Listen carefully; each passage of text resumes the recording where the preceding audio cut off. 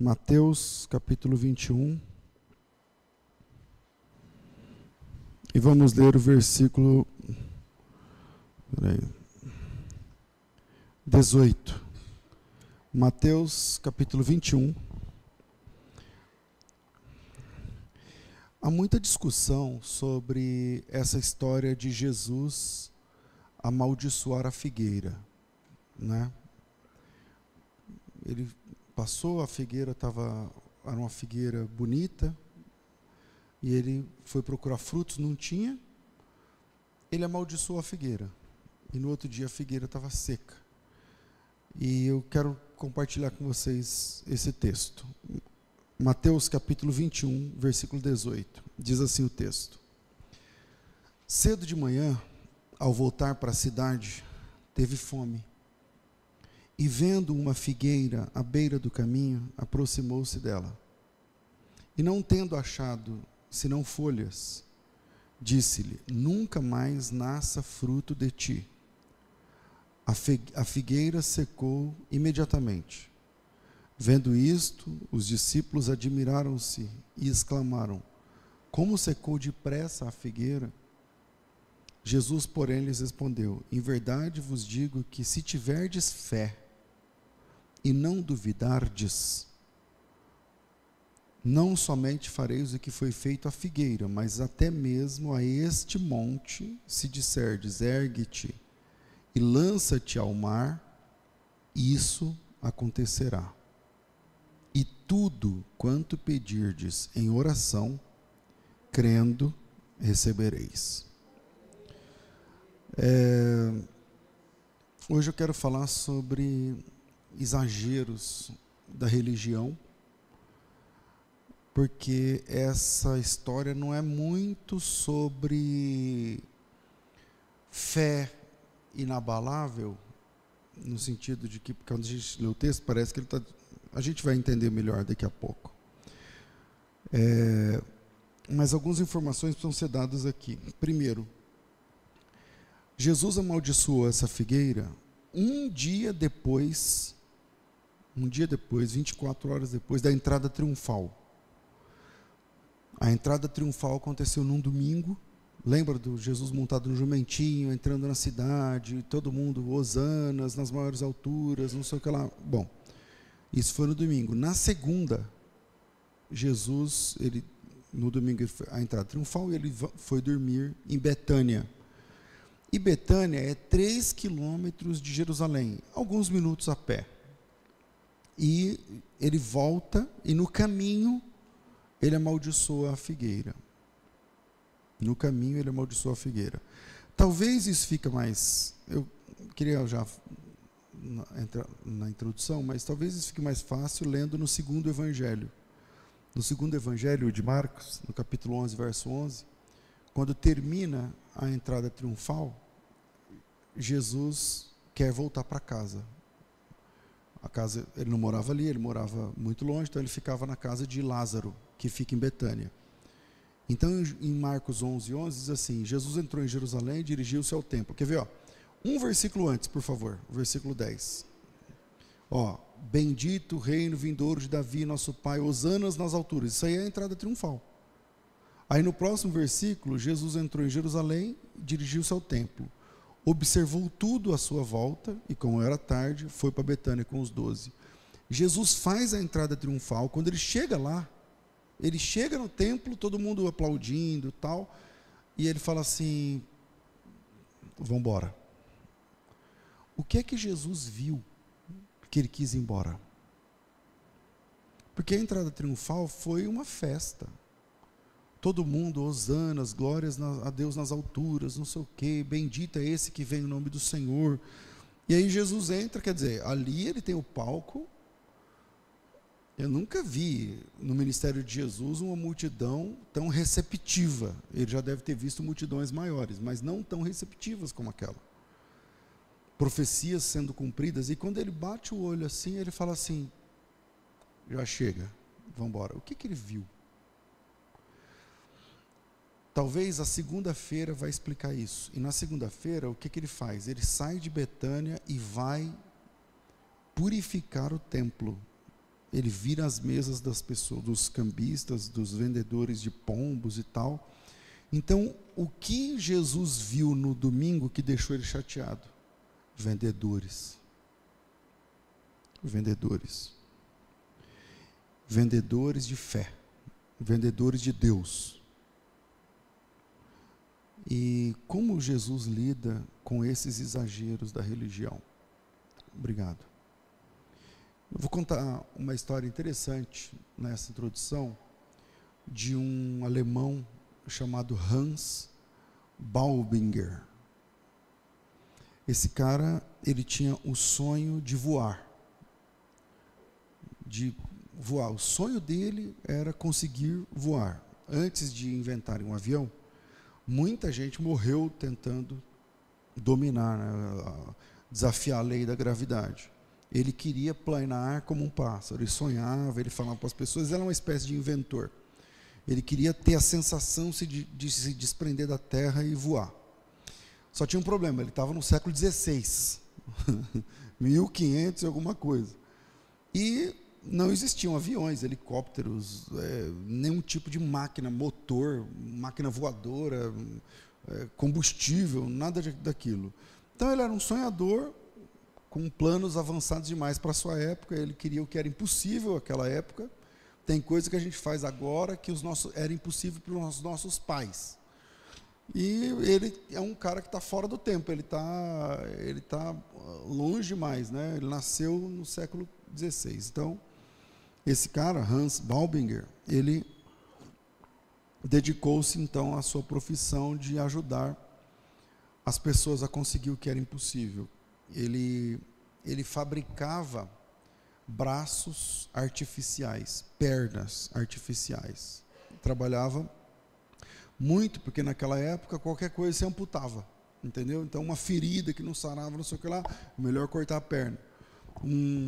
Uma doença, enfim, naquela época a medicina não era como hoje, então amputações eram muito mais comuns, e a tarefa dele consistia em ajudar deficientes, amputados, a vencer obstáculos. E ele sonhava em fazer o mesmo por si mesmo, mas o obstáculo que ele tinha era querer voar, então ele não conseguia montar uma máquina nem nada. Mas com o passar do tempo, e desenvolvendo essas próteses, na época não se falava assim, próteses, ele fez um par de asas para ele. Ele pensou na aerodinâmica e tal, fez um par de asas. Vale a pena ver isso na história. E chegou o dia de testar, então ele subiu numa montanha, nos Alpes da Bavária, lá na Alemanha. O local era bom, a escolha parecia ter sido boa, as correntes de ar ascendentes eram comuns na região de montanha e tal, e num dia lindo, ele chamou os amigos, chamou o pessoal do vilarejo, chamou o bispo. A cidade é uma cidade chamada Ulm, U-L-M. E ele saltou. E ele voou, ele conseguiu mesmo planar. Ele ficou planando e depois desceu no solo, vivo, intacto.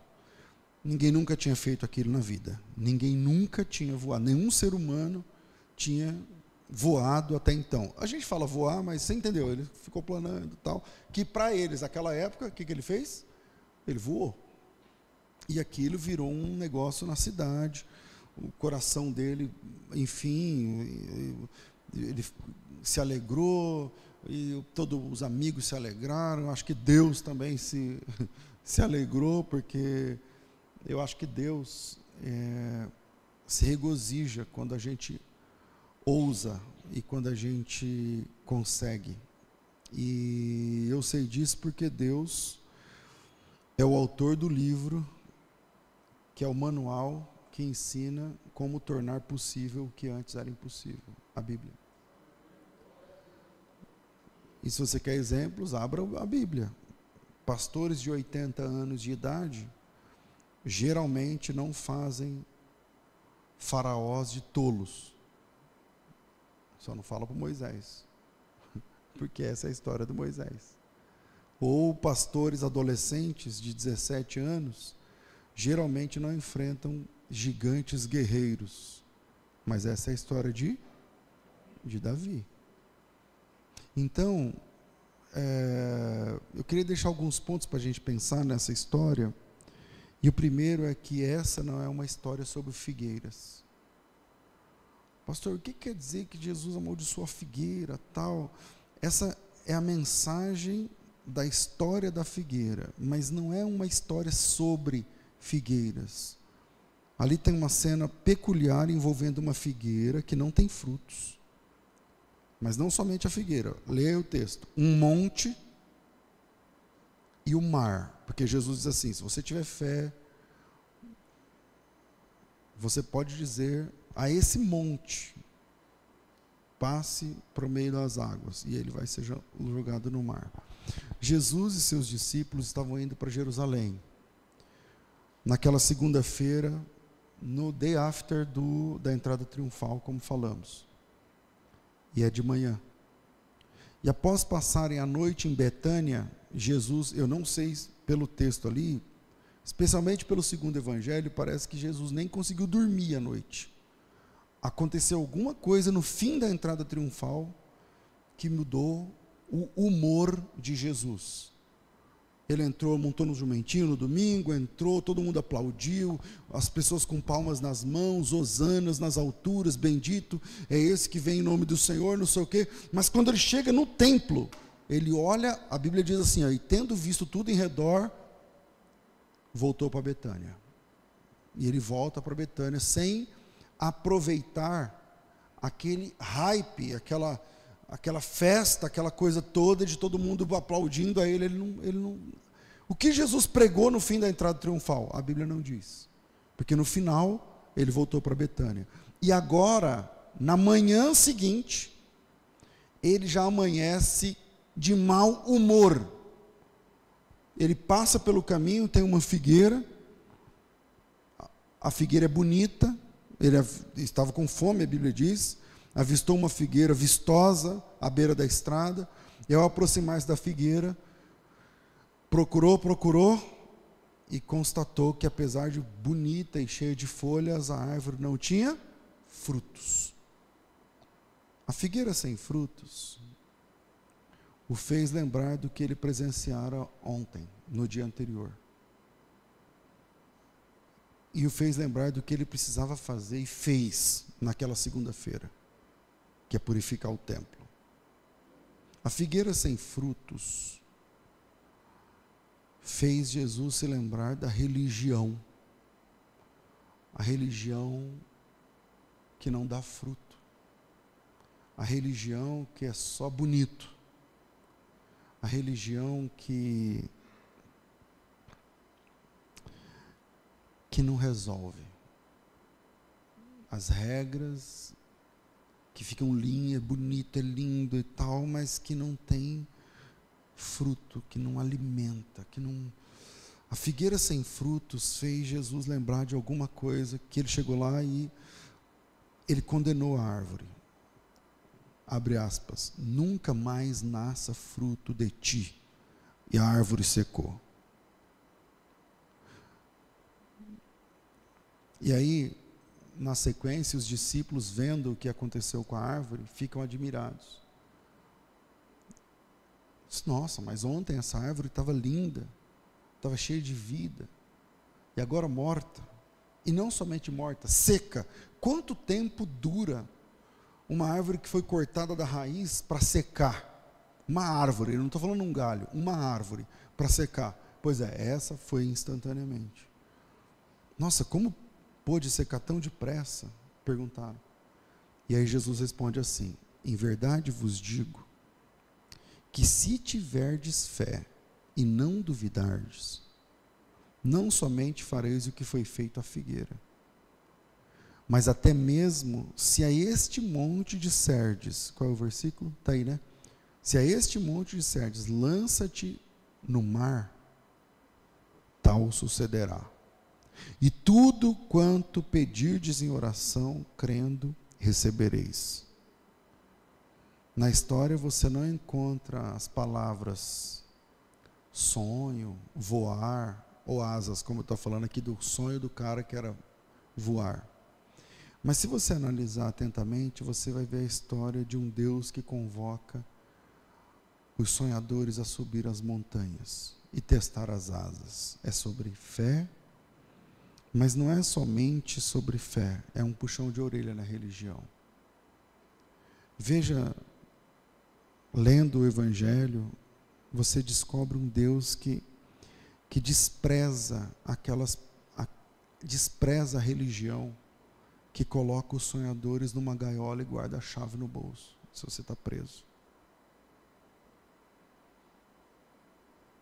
E Jesus, faminto, a caminho de Jerusalém, para ver se tem figos, e não tem. Tem aparência de uma árvore viçosa, mas não tem nada para oferecer. Só promessa. O nome é bonito, o shape é bonito, a cara é bonita. Todo mundo olha e fala, nossa, como é grande, nossa, como é lindo, nossa, como é bom, nossa. Mas é só promessa e nada mais. Não alimenta. Não funciona. O simbolismo é muito bem definido aqui, para a gente ignorar. Olha aí no texto, coloca seus olhos sobre o texto. Veja o simbolismo, é muito claro aí para Jesus ignorar. Então eu e você não podemos também cometer o erro de ignorar o contexto. Na segunda-feira de manhã, Jesus faz com a árvore o mesmo que ele fará com o templo à tarde. Ele vai chegar lá no templo e vai virar a mesa das pessoas e vai pegar um chicote, Jesus vai fazer na parte da tarde o que ele está lá no templo com a religião, o que ele está fazendo agora com a figueira. Ele amaldiçoa. Agora veja, ele não se zanga, não é com a árvore, com as árvores ou com a árvore que ele tá zangado. Ele está zangado com o que ela representa. Jesus, a crítica não é sobre árvores, mas com o que aquela árvore representa. Tem alguma coisa dentro desse copo aqui que está com gosto de sei lá o quê. É assim que Jesus lida. Jesus repele crentes mornos, indiferentes, inúteis. Tem crente que é inútil como crente. A cara, o shape, a apresentação, a rede social, o título, está tudo certo. Tem pompa, mas não tem objetivo. Por que não tem objetivo? Porque não produzem frutos. E esse ato simples de Jesus, de lidar com essa figueira, é um ensino que desce a lâmina da guilhotina sobre o pescoço da religião que não tem sentido. Jesus não admite uma religião viçosa, que é você olhando, é deslumbrante, é bonita, que chama atenção, mas que não tem fruto para apresentar. Quer um exemplo vívido disso? A igreja de Laodiceia. Acho que o ano passado, ou retrasado, nós fizemos um estudo, 7 semanas, cada uma das igrejas lá das cartas do Apocalipse. Laodiceia era uma igreja próspera, autossuficiente, é a última das 7. Só que tinha um problema, tinha uma fé oca e sem frutos. E Jesus falou assim, eu conheço as tuas obras, porque você é morno, não sei o que lá, o que eu vou fazer? Eu vou te vomitar da minha boca. Deus disse ao grupo de membros daquela igreja, você não é frio, você não é quente, e como você não é frio nem quente, mas é morno, então eu estou a ponto de vomitar-te da minha boca. O que faz o nosso organismo vomitar algo? Por que o nosso organismo reage violentamente diante da presença de determinadas substâncias, a fim de expelir? porque essas coisas são incompatíveis com o organismo. Vomitar é a maneira que o organismo encontra de rejeitar aquilo que ele não consegue suportar. Então ele põe para fora. Obrigado, Heraldo. Então, qual é a questão aqui? Obrigado. A questão é que Deus não suporta a fé morna, irmão. Hoje é dia de estudo, de estudarmos. Jesus não suporta fé morna. Deus não tolera uma religião que monta um espetáculo, mas que não tem fruto para oferecer. E é precisamente esse lado da religião que Jesus estava enfrentando naquela última semana. Porque quando ele entra no templo no domingo, ele encontra vendedores, cambistas. E o que eles vendem? Deus. O que eles vendem? Perdão. O que eles vendem? Sacrifício. O que eles impõem? Sacrifício para as pessoas. E foi o lado da religião que Jesus enfrentou durante todo o seu ministério. Quando Jesus se fez servo, reclamaram. Reclamaram que seus discípulos comiam da maneira errada. Reclamaram que Jesus curava no dia errado. Reclamavam que Jesus perdoava as pessoas erradas. Reclamaram que ele aparecia do lado da multidão errada. Reclamaram que ele exercia influência errada sobre crianças. Mas pior ainda, todas as vezes que ele falou em libertar o povo, os líderes religiosos tentaram calá-lo, tentaram subjugá-lo. Você não pode isso, você não pode. Os frequentadores de templo eram rápidos com as algemas naquela época, como são hoje. Quando uma alma corajosa, parafraseando a história do início do sermão, quando uma pessoa corajosa ousa voar, rapidamente as asinhas são podadas. Eles imediatamente se postavam diante daquela pessoa e diziam: você não pode fazer isso. Você está louco, isso aí não pode acontecer, você não pode, você... E as pessoas fazem isso. Eles se metem sobre o comprimento do teu cabelo. E o que a Bíblia diz sobre isso? Nada. Se tem barba, se não tem barba. O que a Bíblia diz? A Bíblia mesmo, a Bíblia. O que ela diz? Nada. Aliás, disseram a mesma coisa para esse rapaz, Hans Balbinger. Você não pode voar. Está louco? Como assim você quer? E aí, quando ele conseguiu, parece que o rei da Alemanha, na época, ia visitar, naquela época era um povoado de Ulm, hoje é uma cidade conhecida. Se você der um Google aí, eu não sei se dá para mostrar na imagem, a Catedral de Ulm, é U-L-M mudo. É lindo, vale a pena, é muito linda lá. E parece que o rei estava visitando a cidade, e o bispo dessa igreja que eu estou falando, que é bonita na época, e os cidadãos queriam pressionar o rei, e foram lá e pedir para ele: o rei vai vir aqui, você não pode voar para o rei ver? A gente falou para ele e tal, ele está curioso. E você voa, você vai na montanha e faz, ninguém consegue fazer isso. E aí pediram para ele que ele fizesse algo diferente, tipo uma acrobacia, alguma coisa assim. E ele gostou, ele falou: então eu faço, então eu vou. E aí, mas falaram assim: então, mas o rei vai vir.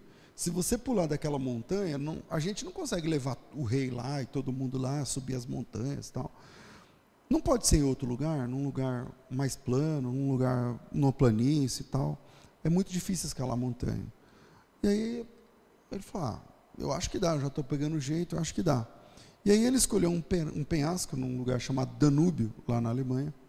E era mais plano, era, enfim, uma boa altura do rio. Ele pularia dali e ficava planando ali sobre o rio. Só que ele não sabia que não tinha as correntes de ar igual tinha nas montanhas. E ele também não sabia, enfim, deu tudo errado. Deu tudo errado. Ele pulou, na frente, o rei lá, o bispo lá, todo mundo lá. Aí ele pulou com as asas lá que ele tinha feito e não conseguiu voar, caiu dentro do rio. Sobreviveu, mas caiu dentro do rio, saiu envergonhado. E a pregação do bispo no domingo o tema foi: o homem não foi feito para voar. O bispo que convidou ele. A pregação do domingo foi: o homem não foi feito, o homem foi.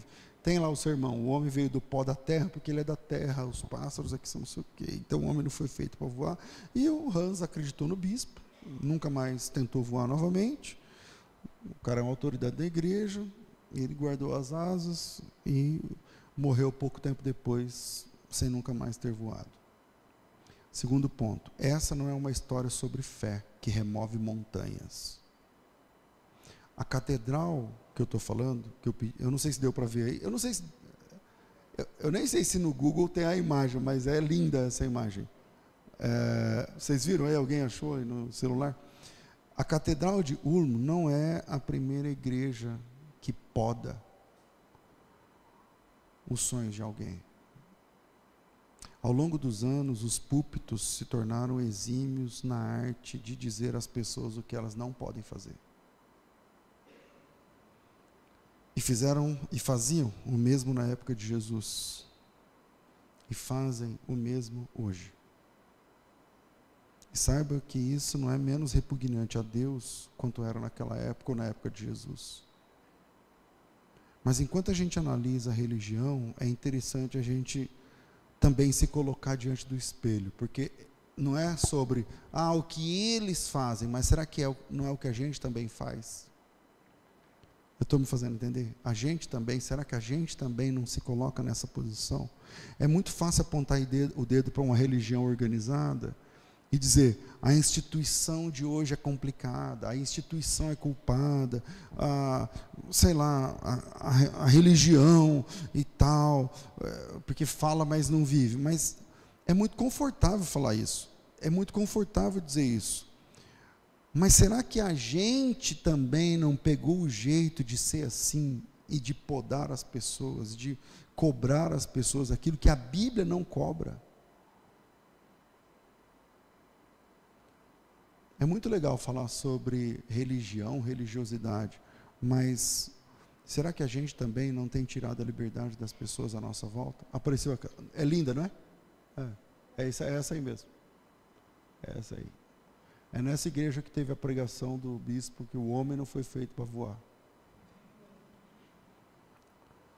Então, você tem podado ou você tem dado asas às pessoas que estão em volta de você, no sentido espiritual? Pastor, como assim? Seu amigo te ofendeu, ele precisa de perdão? Como você age?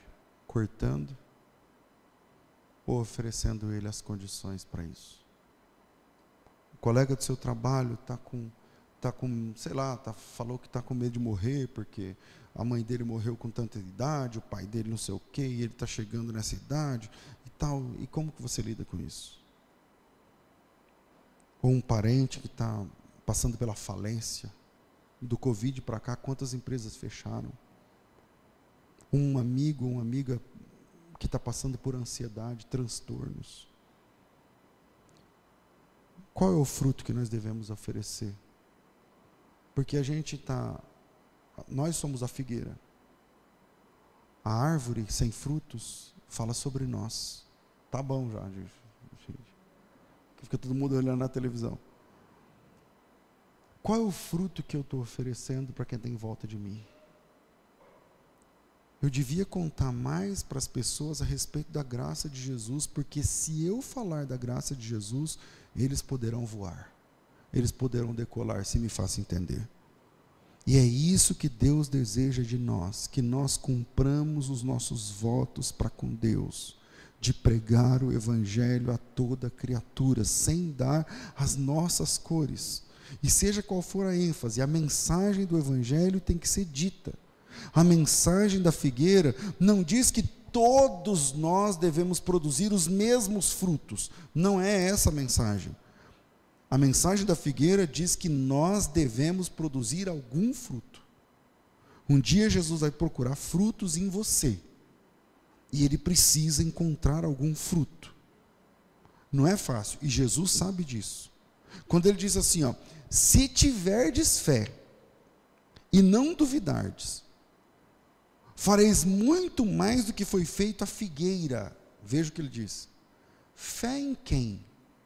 Na religião? Não, difícil, não é isso que ele está falando. Na verdade, a religião é o enigma que Jesus está tentando revelar aqui. Na verdade, quando Jesus disse, se a este monte disserdes, pega comigo, ó, você lembra, Jesus está vindo de Betânia, quantos quilômetros de Jerusalém? 3. E ele está indo, voltando para Jerusalém para purificar o templo. Se você conhecer um tiquinho de geografia, ele está vindo pelo Vale do Cedron. Uma caminhada de 15 minutos. Agora, sabendo desse detalhe da geografia, e desse detalhe da agenda de Jesus, todos fornecidos pela Bíblia, não é da minha cabeça, presta atenção no que ele disse. Se a este monte disserdes, ergue-te, lança-te no mar. Se Jesus está entrando pelo Vale do Cedron, qual é o monte que ele está falando? É o Monte Moriá. Quando Jesus disse assim, se disseres a esse monte, ergue-te daqui, lança-te no mar, ele está falando do Monte Moriá. Não tem outra possibilidade. E o que é o Monte Moriá? O Monte Moriá é onde está o templo. Monte Moriá é onde está o templo. Quando Jesus disse, se é esse monte certo, ergue-te, lança-te no mar, ele está mirando para o Monte Moriá, para o templo, para a religião. E sendo assim, você começa a ter motivos para sorrir diante dos religiosos, por exemplo, quando Jesus disser que o que deve ser feito com a religião que tenta prender você, engaiolar, impedir de voar, criticar. O que Jesus está ensinando? Diga para eles, lança-te no meio do lago, caia dentro do mar. Essa fala de Jesus não é sobre, se você tiver fé, um monte vai levantar e vai pairar, aí só para provar que a sua fé é uma fé que levanta monte. Não, o que Jesus está falando é o seguinte, se você tiver fé de verdade em Deus, sem se preocupar com o que os religiosos falam, a sua fé vai dizer que aquele pessoal que está naquele monte ditando regras, que lancem-se no mar. Não é a fé na religião que resolve, é a fé na pessoa de Deus, é a fé intrépida, é a fé ousada, é a fé que acredita que Deus faz o que sempre é certo e Ele sempre faz. E Deus fará o que foi necessário para trazer os seus filhos de volta à comunhão. Não importa o que falaram lá na religião. Porque Ele é o pastor que procura a ovelha que se perdeu. Ele é o pastor que tem as pernas arranhadas e os pés doloridos e os olhos ardendo, que escala montanhas, que atravessa campos, que explora grutas, que faz a concha com a mão e grita o nome da ovelha do desfiladeiro. E o nome que ele grita é o seu. O nome que ele grita é o meu. Ele, eu estou parafraseando a ovelha perdida e as 3 histórias. Ele é representado naquela dona de casa que busca a moeda perdida. Apesar de ainda restarem 9 moedas, porque a mulher tinha 10 moedas e uma sumiu, ele não descansa enquanto não encontra a 10ª. Ele procura por toda a casa, ele arrasta os móveis, ele limpa a casa, ele levanta os tapetes, ele remexe a prateleira, ele dorme tarde, ele acorda cedo. Todas as demais tarefas agora podem esperar. Nesse momento só uma coisa importa: a moeda parece que tem grande valor para ele, porque é de sua propriedade, ele não descansará enquanto não a encontrar. E essa moeda que ele procura é você, sou eu, somos nós. Ele é o Pai. Última parte da história, das três histórias. Deus é representado no Pai, que caminha de madrugada pela varanda. Todo mundo está dormindo. Todo mundo já dormiu, mas ele não consegue dormir. Preocupado. Por quê? Porque o filho dele está no mundo. Há um ponto de interrogação na testa daquele pai. Seu coração está abatido. Ele tenta avistar o filho pródigo. Amanhece o dia. Ele fixa os olhos no horizonte, ansiando enxergar a silhueta familiar, o modo de andar conhecido, ou reconhecer a roupa, sei lá. Suas preocupações não são para os negócios, para a fazenda, para os investimentos, para as propriedades. Não, as suas preocupações estão voltadas para o filho que usa seu nome e que sumiu. O filho que tem a cara dele e que sumiu. Ele só pensa no filho que tem a sua imagem, a sua semelhança. E esse filho é você, sou eu. E ele quer que a gente volte para casa. Essa é a mensagem do Evangelho. E somente a luz da mensagem do Evangelho é que podemos entender essa promessa incrível que Jesus faz, depois que ele fala: se você tiver fé, você vai dizer esse monte, entra para dentro do mar, suma para dentro do mar, porque não é essa a religião que Deus estipulou, que Deus estabeleceu. E na próxima frase ele vai dizer: e tudo quanto pedirdes em oração, crendo, recebereis. Então não reduza essa afirmação grandiosa de Jesus à categoria de um automóvel novo, ou uma empresa, não sei o que lá. Não é disso que ele está falando. Não confine a promessa dessa passagem a uma ideia egoísta de vida de privilégios e viagens nababescas e aviões de primeira classe. Não. O fruto que Deus assegura vale mais do que qualquer riqueza terrena. O fruto que Deus quer, que Deus vale mais do que qualquer coisa. Que quando ele fala assim, tudo que pedirdes em oração, crendo, recebereis, ele está falando de você com ele. Ele está falando de você, apesar da religião, estar com ele. A religião errou muito naquela época. A religião errou muito no século XVI, como falei. A religião erra muito hoje. Mas Deus, a ideia desse texto é que Ele está em busca da fé verdadeira. E a fé verdadeira é a fé do relacionamento com Ele. E a fé do relacionamento com Ele é uma fé viva. É a fé do apesar de. Eu recebo muito relato, pedido de conselho, pedido de socorro, de ajuda, com situações das mais complexas que não dá para contar. Que não dá para contar. Mas cada vez que eu recebo uma história de tristeza, de alguém que foi decepcionado, enganado, não sei o que lá, mesmo no ambiente da religião, eu glorifico a Deus. Porque eu penso assim, se a pessoa está perguntando, é porque tem alguma coisa nela que ela quer que seja diferente. E pode ser diferente. E pode ser diferente. É a fé do apesar do que eu já vi, eu amo a Deus e quero caminhar com Ele. Apesar do que eu já vi falar, do que eu já ouvi, do que eu já senti, apesar do que falaram para mim, apesar do que eu enxerguei dentro do templo, porque Jesus dentro do templo enxergou vendedores.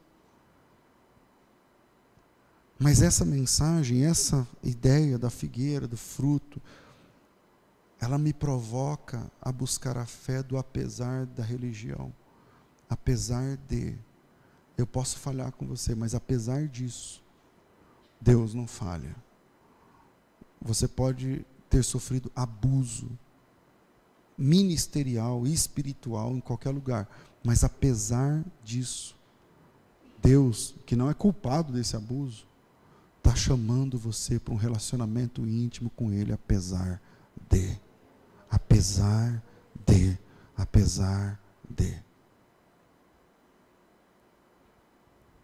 Tem que parar. Uma última coisa, só para provocar. A igreja, cujo sermão no domingo, depois da queda de Hans, foi: o homem não foi feito para voar? Pois é. Ela é linda, vocês viram a foto. Essa igreja é vazia. Hoje, em 2024, ela é vazia. E na porta dela tem uma catraca que tem que pagar para entrar, porque é assim que eles arrecadam dinheiro. Não sei se vocês conhecem a Europa, quem conhece já foi, as igrejas são de enfeite. É para você ir lá, tirar foto, tem um padre lá, mas a missa tem 6 pessoas, 10 pessoas, não sei o quê, e é uma catedral, custa milhões, custa, sei lá, 300 milhões de dólares, de euros, e não sei o que lá. A catedral de é a mesma coisa. A igreja, hoje, essa que julgou, essa que podou as asas, é vazia. Muita gente frequenta essa igreja, mas são turistas. Vão tirar foto. E sabe como a maioria dos turistas vai para lá? Voando.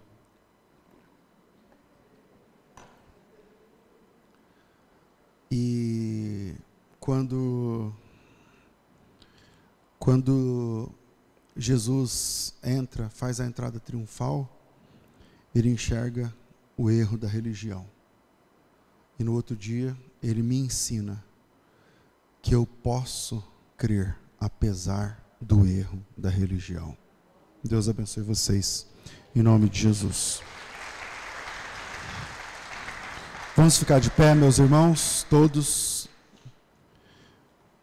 E vamos ter uma palavra de oração, e nessa palavra de oração você é convidado a investir os recursos financeiros que Deus bondosamente está fazendo chegar na sua casa, na sua vida.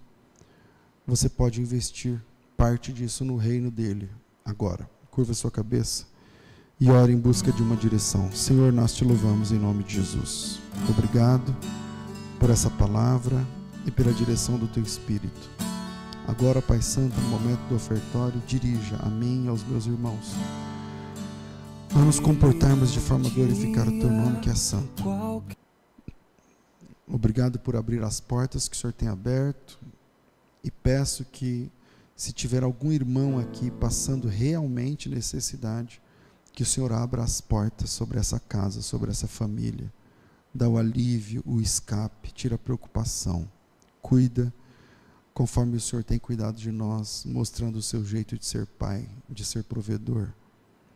E os demais, nós que vivemos da tua bondade, dos teus privilégios. Puxa, como é bom te servir, Senhor. Como é bom te servir e te honrar. Agora, dirija a cada um de nós a investirmos no teu reino um pouco da prosperidade que o Senhor tem feito chegar até a nossa casa, até a nossa mesa. E fazemos isso com alegria, porque a tua palavra diz que o Senhor ama aquele que contribui com alegria, e alegremente iremos investir na tua causa, no teu reino, para a honra e glória do teu nome. Assim oramos agradecidos. Amém. Amém. Você pode... Ué, já chegou?